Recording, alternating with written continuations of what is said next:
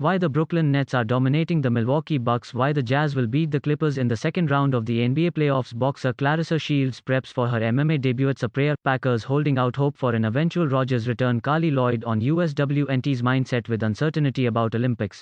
We're all gearing up for it, Tyron Woodley says. Jake Paul looked scared during stare-down NBA Western Conference semi-final preview. The field is wide open, the lesson we should learn from Naomi Osaka going forward. Wanna make a bet?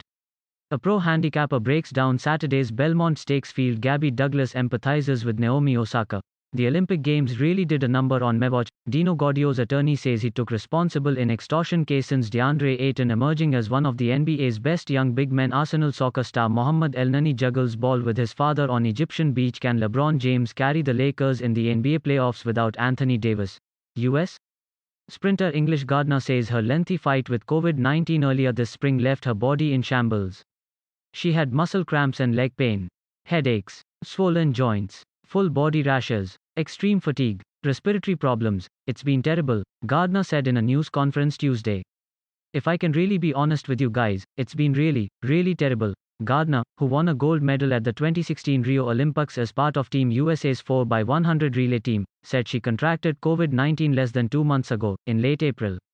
The 29-year-old experienced what she described as long hauler symptoms, and said she really hasn't felt like her normal self until this week, when she'll try to book her ticket to Tokyo at the US Olympic track and field trials in Eugene, Oregon. Load Error, the New Jersey native, is set to compete in the 100-meter dash on Friday and Saturday. I feel confident going into the trials this week, because I have nothing to lose and everything to gain, Gardner said.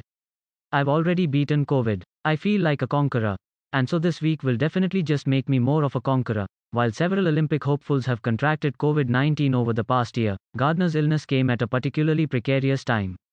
She said the disease sidelined her for about a month in April and May, then continued to linger after she returned to the track. Early on, Gardner said, her resting heart rate would be north of 100 beats per minute for several hours after a workout. My coach, being the smart man that he is, he really took his time in easing me back into workouts, easing me back into training, she said. Gardner returned to competition at the USA Track and Field Golden Games on May 9.